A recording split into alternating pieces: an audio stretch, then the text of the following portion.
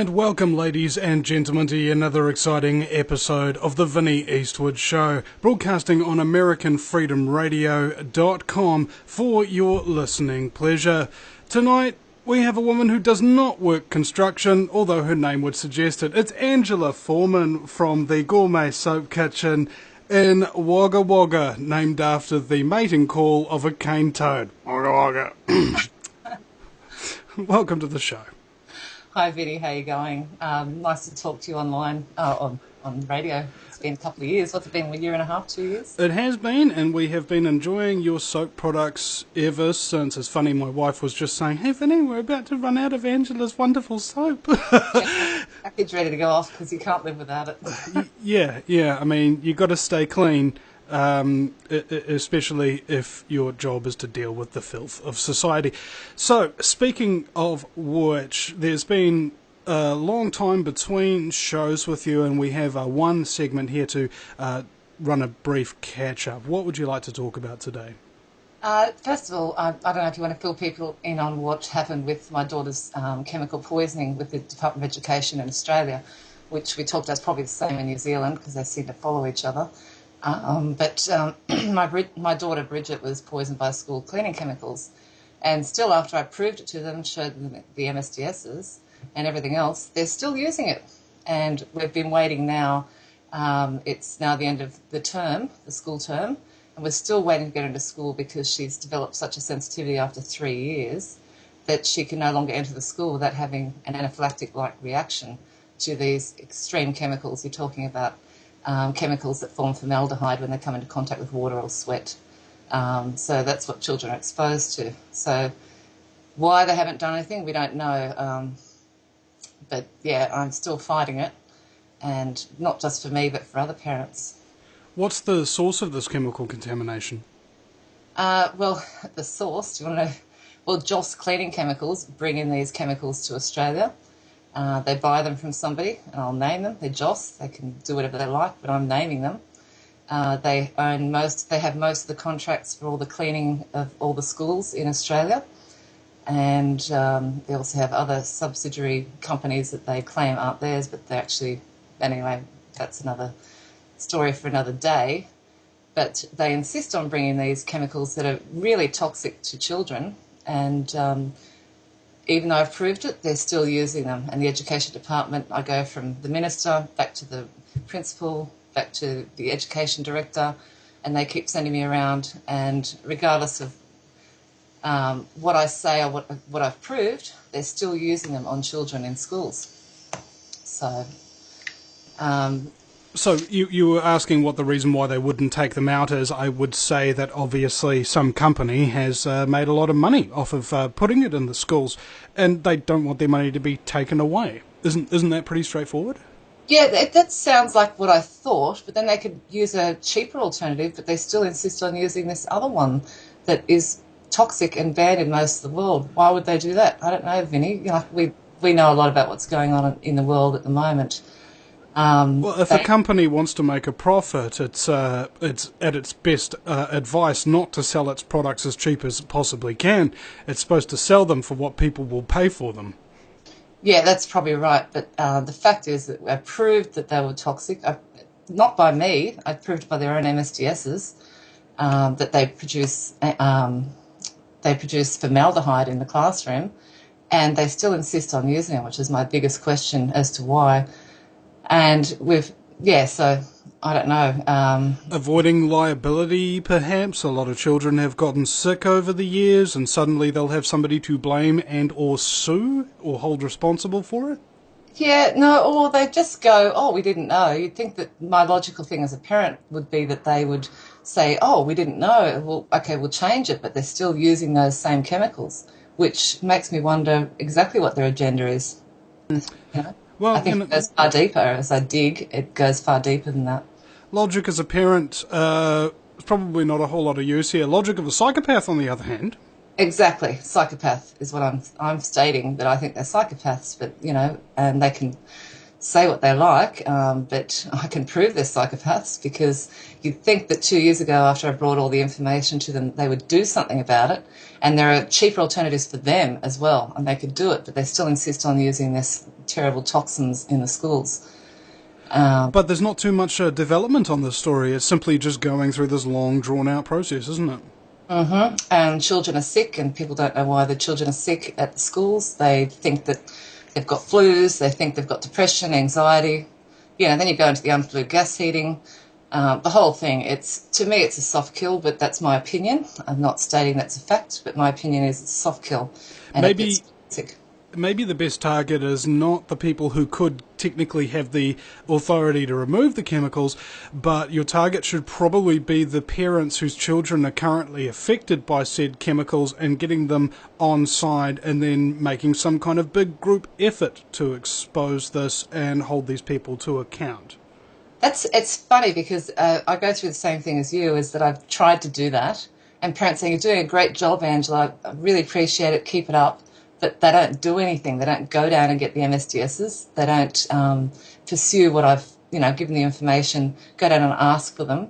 And actually, what you might know, since the last time we spoke, parents aren't allowed to go in to get the MSDSs from their schools anymore, whereas they're readily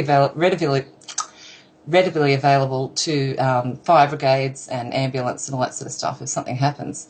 But if a parent goes in there and asks for the MSDSs, where I was able to do it previously before, suddenly they click on a thing, "Oh, I need to speak to the principal." So I've had several parents that have tried to do that, and they're not allowed to get the MSDSs to find out what they're using in their own child's school. And they're passed on through the same, so there's a whole rigmarole, whereas I was able to walk in there, get the MSDSs, and have a look at them and go, "Oh my God," because my background in soap making, I know what chemicals and toxins, and that's what I do for a living, is removing toxins from people's lives. They're not able to do that anymore, so they've put another thing in there, so parents aren't allowed to actually access the MSDSs. I don't know if that's legal, I don't know, but all I know is they're not able to get them. Well, as far as I know, any barrier to justice is completely legal. It's just disgusting, isn't it? I mean, but the interesting thing is, say that, about parents. I had the local paper, they've got a new editor, and he did a great job on a story, because Bridget's been waiting, till the end of the term to go back to school. If all they had to do is remove the chemicals. That's it. And replace them with a non-toxic chemical, because she's become anaphylactic to those chemicals. And basically it's like anyone who's overexposed, they get to the point where you can't tolerate it anymore, which means her body's actually working really well, and it's saying, "Don't expose me to these anymore," and it'll react really badly when it's around them. And the editor to the local newspaper here in Walborough has done a story, and it's quite interesting. And I can read out to you some of the things he said. He said that at a time when students aren't even able to bring peanut butter into some schools due to allergy hyper-awareness, it's mystifying while the department cleaners aren't obliged to do a different cleaning product. And then he said, when the advertiser quizzed the department about the issue, a spokesman did his best Trappist monk impersonation. And they can't believe it either. So this is a new bunch of, people coming through to the media. They'll probably be shut down like the rest of them, but, at least we got a couple of good things put in the paper. So has this been reported before, and the people who reported it got shut down? Yeah, no. After the last show that we did, it was supposed to be on, was it Today, Tonight or A Current Affair? They did a whole story, and they were saying I was the Erin Brockovich of Australia, which is kind of an insult to me because I'm not a big fan of hers anymore. But that's between me and my thoughts. The editor actually said to me that if I write the story, he can print it. But he said I have to write it because there's government lawyers in every office, and they tell us what we can and can't say and what we can and can't print. He was rung up by somebody to shut down that story about your daughter and the chemical poisoning. I proved it. I didn't prove it. Their own MSDS has proved it. I didn't have to prove it, and I had all the evidence. And some terrible illnesses were in Bridget's school. And I can't prove it. One child died, and 2 children are dying, or at least one is. and they just go down the road that, at the same things that Bridget had, where she wasn't able to walk properly, she was covered in chemical burn. They didn't have the chemical burn. It wasn't the cleaner's fault. He didn't know it was toxic. I didn't know it was toxic, and it's what I do for a living.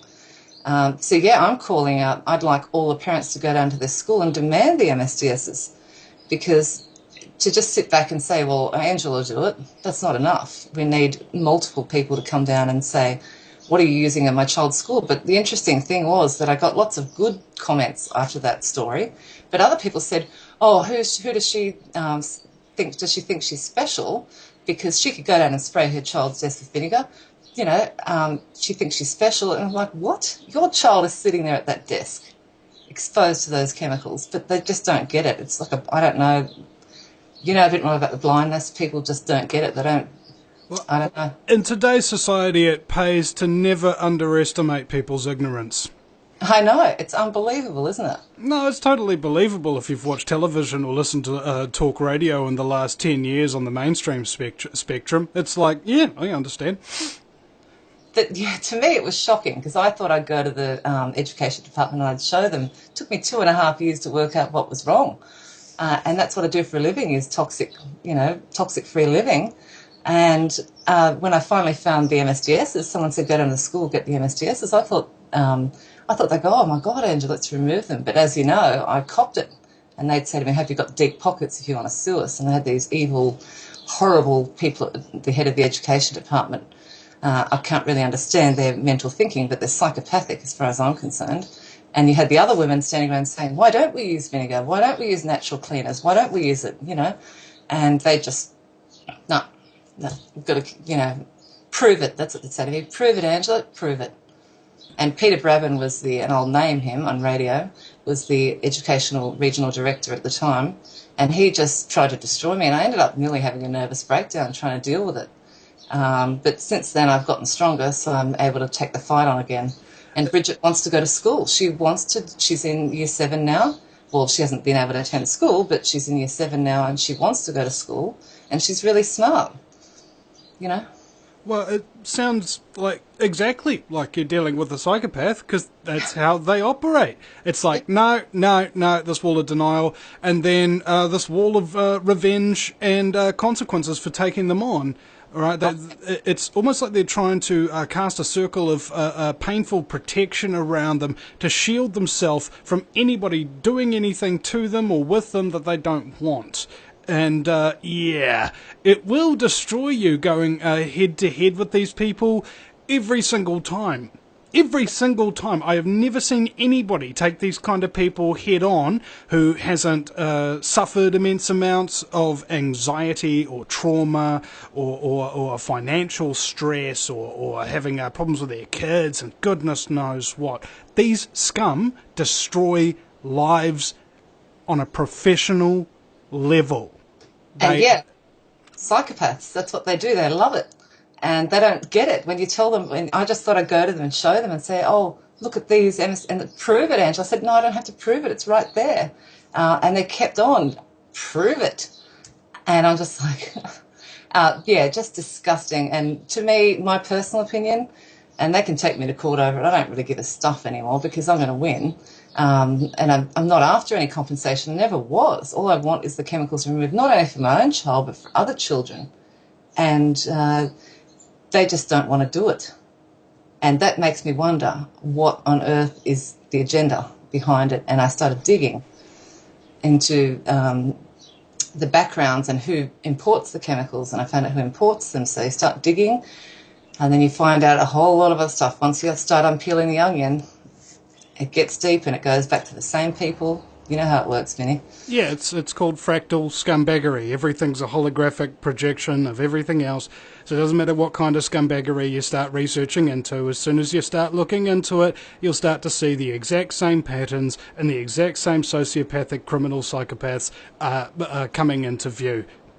Yeah, exactly. But what parents don't realise is if they all came together with me, from across the world, and across Australia, across New Zealand, and found out what the MSDSs are, put the demand on, it would be over. But they just think, oh, I don't want to rock the boat. I don't want the principal to be upset with me. I don't want blah, blah, blah. I don't want to. But yeah, I can't do it on my own. You know what it's like. It's like everyone goes, oh, you do it, Vinny. I love that when it happens, man. Yeah. It's like, Picks you off after a while. no, I don't want to go and get the MSDS when I can have BS delivered for free. Exactly. For F's sake. I know, and it's that simple. If we even had 500 parents walking the streets, but no, I get them all say, well, oh, you're doing a great job, Angela, keep doing it. And then you get your attackers, who obviously a very small minority, but they're being paid. But I had one woman say that apparently I'm a conspiracy theorist, and and she put all this stuff. Apparently she was saying that, anyway, it's just amazing that when you're doing the right thing, you're trying to protect other people's children as well, that they'll attack you. That's right. Right, we're coming to break now. Angela, I want to thank you very much for joining me here today. The Gourmet Soap Kitchen in Wagga Wagga. Google that or go to the banner on the homepage of thevinnieeastwoodshow.com. You can get some of that wonderful soap and products and all sorts of stuff shipped out here straight from Aussie, the pristine, the beautiful place to mine gold and uranium. We'll be right back.